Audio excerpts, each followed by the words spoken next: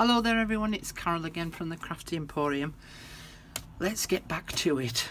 So my friend Jane arrived yesterday. She wanted a title, so she's the manager of the packing department. Oh dear. Yeah, she's helping me pack some stuff up for the pop-up shop and for the subscription packs. So yeah, she's now the manager of the packing department. Okay. Thanks, Jane.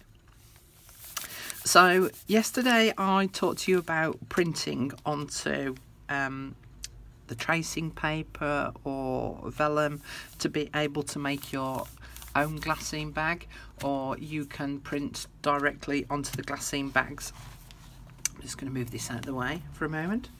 So the one that I showed you yesterday, it had got the faint lines on it where the rollers had just made it slip a little, but I did a second version, and as you can see there's a couple of lines here, but I can cover that over with a picture.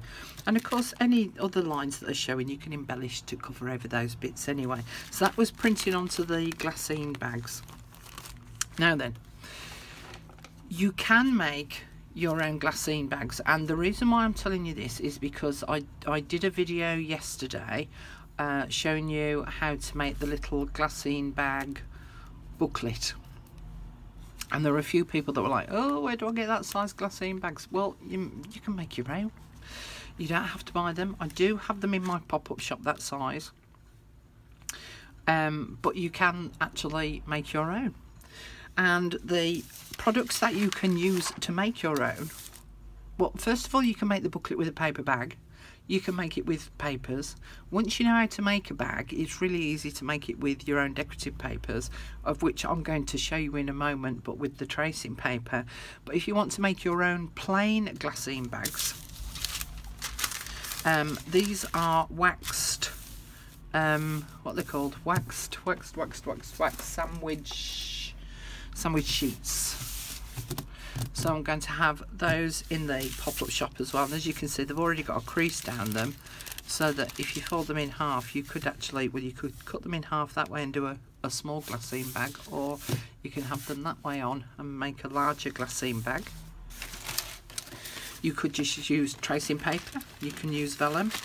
Other stuff I've used in the past is greaseproof and baking paper. And talking about greaseproof and baking paper, if any of you watched the video where I was dyeing the coffee dyeing and avocado dyed papers, you will know that I bake my paper using these sheets of the greaseproof paper in the oven. Well, they come out all, I mean, this one isn't heavily used yet, so it's only lightly dyed, but it comes out with speckling on them, and they're still all crinkly, so they've still got that crinkly sound. So you could cut those up. So if you keep those, you could cut those up and make the bag. I've also got this non-stick parchment baking paper, which is the brown version. Still got the crinkle, so you could use that.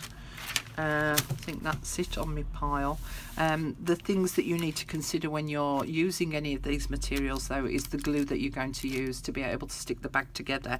So I would tend to use my glossy accents or my double-sided red line tape. Okay, so you wouldn't use a PVA because it wouldn't give enough adhesion to stick the two sides together.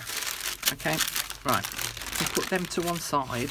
But you see, the thing is, what I try and teach in my videos is, whilst I see these as guides, they're just a guide to get you motivated in your thought processes. It's up to you to then go and play. So whilst I'm giving you instruction of how to do these things, that doesn't mean you've got to follow them totally to the T, to the letter. Play. Have a play. That's the whole point of us doing this crafting malarkey, is that we get to be grown-up children playing with glue and paper. So go and experiment. That's the whole point of doing this stuff is to just have an experiment and have a play. If it goes wrong, like I keep saying, it's just paper and glue. All right. Now, there are a couple of other things that you could use to make your own bags. So those are the more crinkly sounding ones. So you could use rice paper.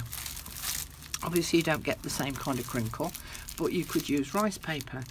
So don't just think about just the crinkly sounding papers. You can use your decorative papers, you can use your graphic 45, your Stamperia papers, you can use your freebie papers from out of magazines. Go and have a play. All right, so I'm going to go through the basics now of how you make one of those bags up. Okay, there we go. So that's the one that I printed out onto tracing paper. I've got another one somewhere, a bigger version. Hang on, I've got a pile of stuff over here. There we go. So that's my bigger version. I went the right way around, Carol. That might help. Okay, so I'll show you both versions, the smaller version and the larger version. Now, when it comes to printing out the smaller version, you'll need to look at your own print settings as to how you go about printing it out smaller. All right, I can't help you with that one because I'm not an expert on all printers that are available these days. It did take me a little while to work it out myself, how to print smaller from a PDF file, but it's to do with the bit where it says multiple or booklets or something. I clicked on one of those, but as I say, go and have a look at your own printer settings to find out how you go about doing that. So I'm going to do the smaller one first. Okay, so because it's printed the image on both sides of the paper, it means that I'm going to have a printed image both on the front and on the back of my bag. Even though I'm going to be sticking the bag to probably a page, but there's no reason why it can't be free floating. I'm going to trim right across the top of the image because I want that to be the finished edge.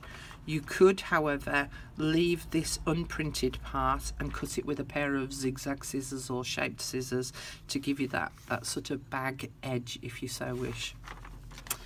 The other thing is with this particular design is that there is a kind of finish line here where the design itself finishes, and then there's a brown border.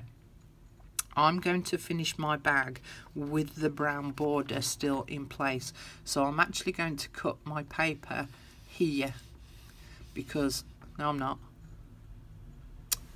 scrap that, I'm going to cut it here because that brown border will end up being around the back. I can't cut it down here because of it being white, because that's going to flap around the back. That white will be visible. It's alright, I'll know what I'm doing in a minute. I've only had 2 cups of tea so far today.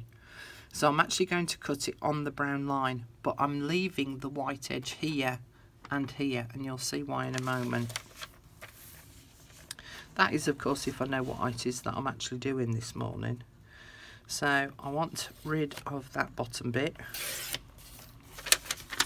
But again, this is where it comes into you just having a play and seeing what effect you like. Okay. Let me just put that to the side for a minute. Now, what I'm going to do is I'm going to fold this white edge, this unprinted edge, just over to the edge of the print so it forms a little bit of a flap. Okay, I could do the same on the other side. So I've 2 choices. If I've got an all over pattern and not a printed image like I've got here, I could fold that into the middle and that into the middle. So then my seam allowance comes to the centre back of the design. But if I then turn it over, if I'm very careful, I've got half of an image and half of an image. All right, so that you can only do this one where you can fold it into the centre if you've got an all over design. So because I've got a half and half, I'm going to fold it at the halfway point between the 2 designs, just roughly. Doesn't have to be perfect. We're not going for perfect, we're going for creativity.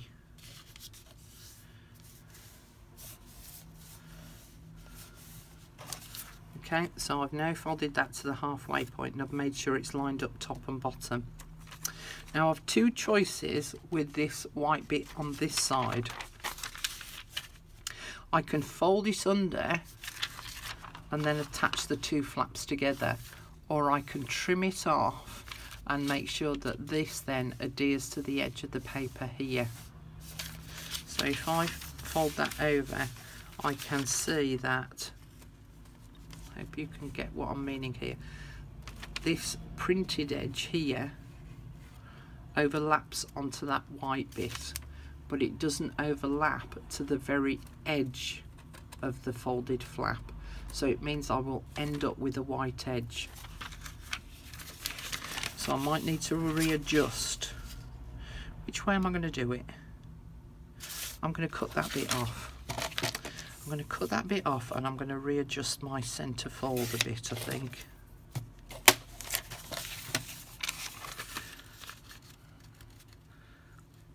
So I don't want that. It doesn't matter if I'm sticking it onto the back of a page, but if you have it as free floating. So you can see now, look, that there's this overlap, but I don't want the overlap to extend beyond the flap because otherwise it'll stick out at the front here. Alright, now that has taken it slightly off centre now. Oh, fiddle-a-diddle-a-dee. So I'm actually going to do that. I'm going to make that flap a bit bigger. And then I'm going to trim that bit off. Is that better? Right. Not having a good day today. But you can see though, it's all a bit trial and error-ish. There we go. I'm a professional really. Yeah, so I'm going to trim that excess bit off, which is there.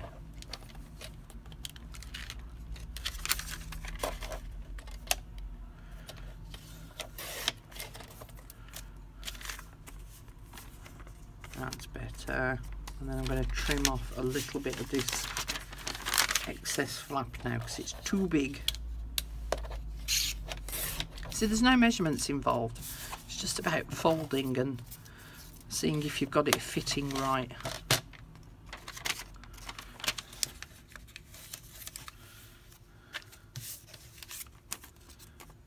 Yeah, that's okay.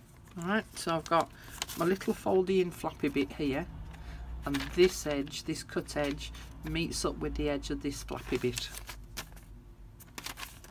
Alright. Now the other thing I'm going to do whilst it's like this is I'm going to fold this bottom edge underneath. So I'm going to fold that up.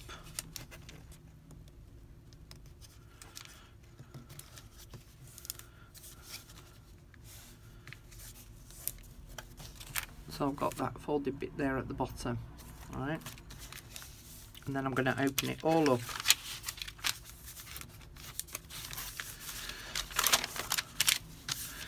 So, where's my pencil gone?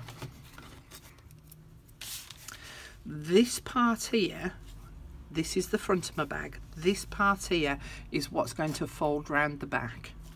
So I don't need all of that. And I don't need that tiny little square there. So I'm going to cut out that little square.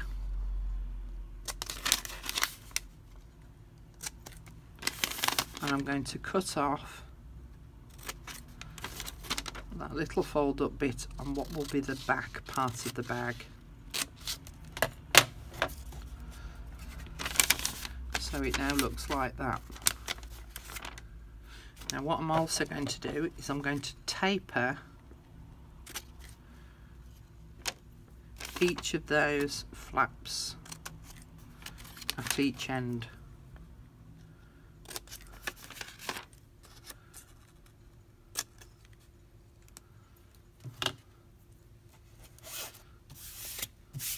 Flick them bits on the floor.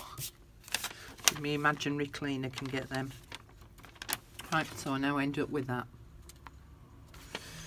So let's construct it again. I'm going to fold that side flap over, and I'm going to fold the back of the bag over, and then that flap at the bottom will fold up and we'll adhere that at the bottom there.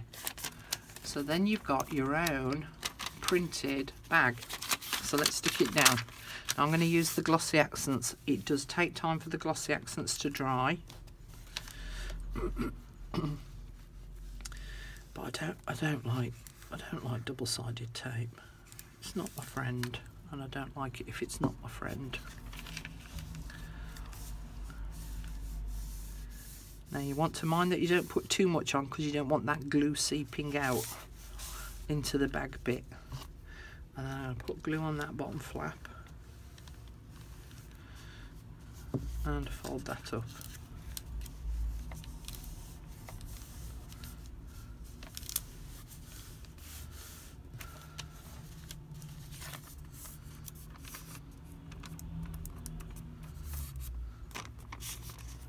There we go. Ta-da! Now at the moment there's a glue line there. Hopefully when that starts to dry it will disappear a little bit more, and if it doesn't, then that's the bag that will then stick to the back of a page rather than it being a free floating. And that's where the double-sided tape will probably be better, because it will disappear more. Okay, so that's the little tiny one. So let's make a big one. So I'm going to trim this top edge off.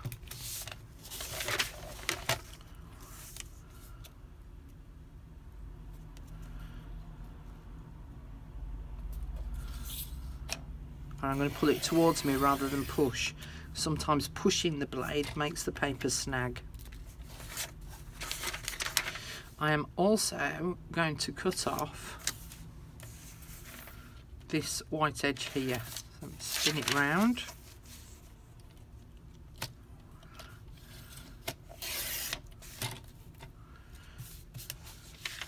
Okay, and I'm also going to trim off that bottom white edge. So I'm only leaving one white edge for now.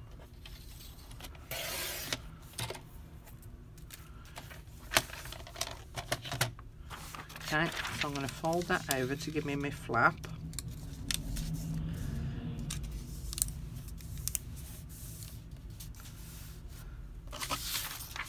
And I'm going to turn it round, and then I'm going to fold this edge up to the end of the where the flap is. And just before I fold it over, I'm just going to flip it over and make sure so that's not quite central again, so I do need to fold that flap in a bit further. Okay.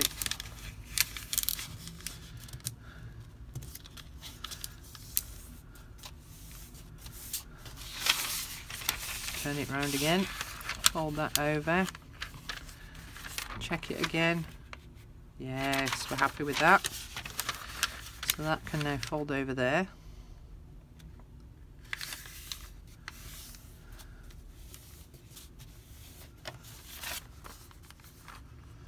Yep. And then we can fold that bottom bit up.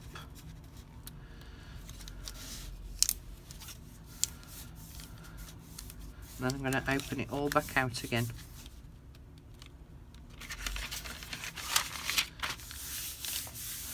Now I know that this flap is too big, so I'm going to take some excess off that flap.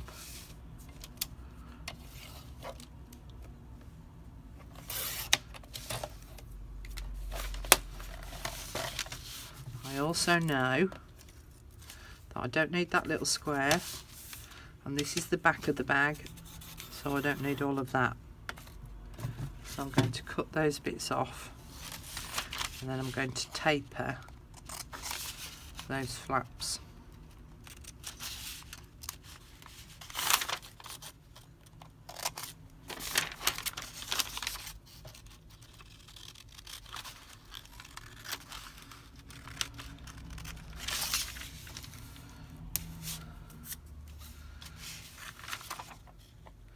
Now Now the other thing that I do as well is when I'm cutting that bit off, I cut it that side of the fold line, not this side, because it's going to be covered over by this, and if I leave it too long it will get all bunched up underneath this flap here.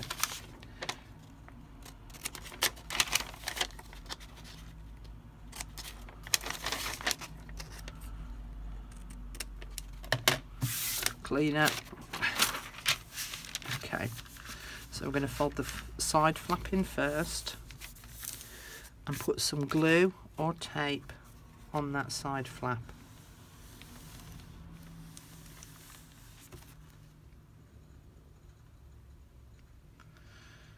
Come on, pin, go in. Thank you. Now I'm going to fold that over to glue down along that edge. Now if you remember with the glassine bag, the large glassine bag, you actually cut each end off. So what I could do is cut that flap off, and then I've got an open-ended pocket which I would then fold in half if I was making the booklet like I did in the booklet video, the one I was on about earlier. Or you could leave the flap on and have that as a little bit of a closure but not stick it down, so you don't have to buy the glassine bags. It doesn't have quite the same crinkle as a glassine bag, but you get the gist. And then put some glue on the bottom of that flap, fold that up, and that is now going to be the bag that I'm going to put in the journal.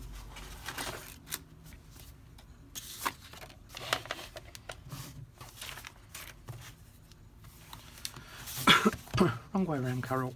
There we go. So that can fit on there, right?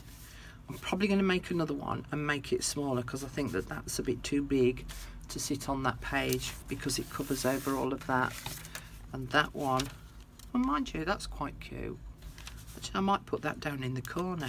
We'll leave you for another time. I'm going to put that down in the corner, I think. And then I'm going to glue it round two sides, because I don't have to do the same as I did the previous one. And then I've got a tuck spot here. Yeah, we're going to do that. We're going in. That's what we're doing. Right, which side? I want that side and the bottom. I do like this background paper. I think it's a really lovely, rich, warm, not rich, a really warm sort of gold colour. I got this from a vintage book that I own. So I'm hoping again to do another little digikit of background papers. Oh, I've got so much on my plate at the moment. Trying to fit it all in. It's hard work, this working for yourself malarkey. Okay. And of course, if you've got a bit at the bottom that you don't quite like, of course you could put a little bit of lace on the bottom of that as well. But I like that. I like that little corner pocket. Yeah, I like that. So have a play with all your papers. See what you can come up with. Now for tomorrow's set of videos, I'm going to go through the waterfall.